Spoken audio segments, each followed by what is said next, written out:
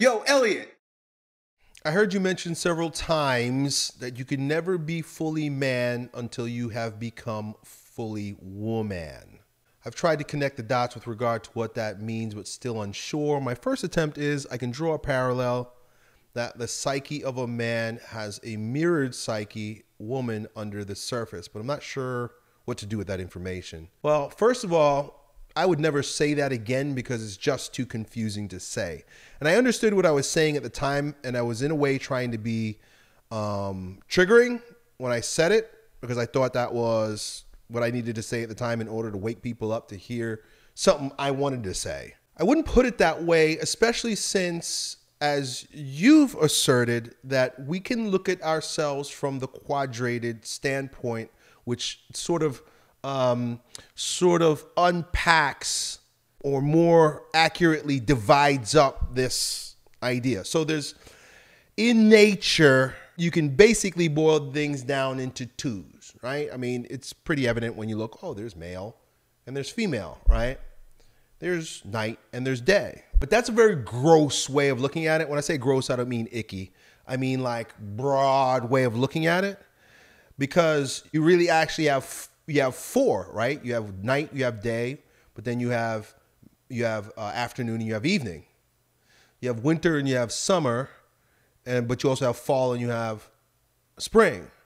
So when we really kind of break it down a little bit more, that psyche is better, I think, more accurately depicted in the quadrated model that I more likely ascribe to today, right?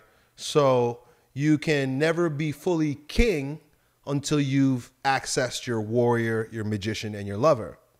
And it's interesting because, of course, with that four, you can back up for a moment and look at them as two. There are the two that have a feminine essence, and there are two that have a masculine essence, meaning that there are those that are extroverted and there are those that are introverted. That's all that really means, man. Introverted is to describe the female. The female goes in. Her life is on the inside. A woman has an inner life more so than a man, and we know this because she grows life on the inside.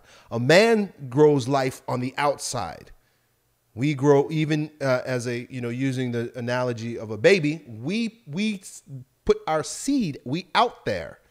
We're out there. So it's more masculine to be extroverted. It doesn't mean that people who are extroverted are more masculine. That's not the case. It's more about energy. It's not really about woman and man. It's more about like male and female, or introverted and extroverted essence.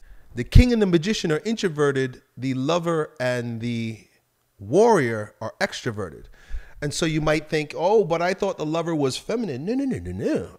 What does a male lover do? He goes out to his lover. He reaches out with love. The man reaches out with love. He fills up and reaches out. Love for a woman is a reception. So the warrior, sword, and lover, phallus, are both outreaching. Their tools are very evident, right? Like the sexual energy rises in a man and we call it his tool, right? So his tool rises and he uses it. Or he grabs his sword and he uses it. But the tools of the king and the magician are infused with power. The magician's power in the magic wand is infused with power. It receives its power. The sword doesn't receive its power. The man gives it its power. Penis doesn't receive power. The man gives it its power. So it's extroverted. The magic wand receives a power.